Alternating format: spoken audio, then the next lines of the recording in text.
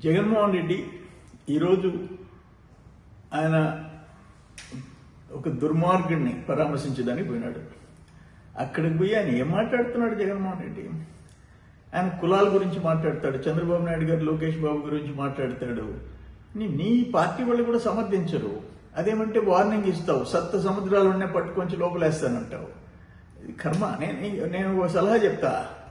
ఇప్పుడు ఈయన పోయి చూసి వచ్చావు, ఒక మనిషి అనే వాడు చేయని దుర్మార్గాలు చేసిన వాడిని జైలుకి పోయి పరామర్శించావు.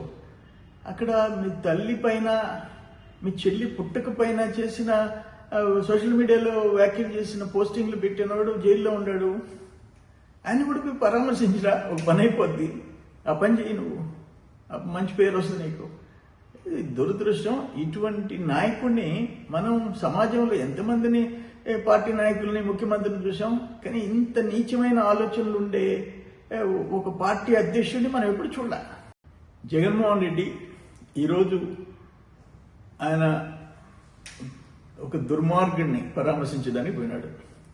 అక్కడికి పోయి ఆయన ఏం మాట్లాడుతున్నాడు జగన్మోహన్ రెడ్డి? ఆయన కులాల గురించి మాట్లాడతాడు, చంద్రబాబు నాయుడు గారు లోకేష్ బాబు గురించి మాట్లాడతాడు. నీ పార్టీ వాళ్ళు కూడా సమర్థించరు. అదేమంటే వార్నింగ్ ఇస్తావు, సప్త సముద్రాలున్నే పట్టుకొంచి లోపలేస్తానంటావు. ఇది కర్మ. నేను ఒక సలహా చెప్తా. ఇప్పుడు ఈయన పోయి చూసి వచ్చావు, ఒక మనిషి అనే వాడు చేయని దుర్మార్గాలు చేసిన వాడిని జైలుకి పోయి పరామర్శించావు.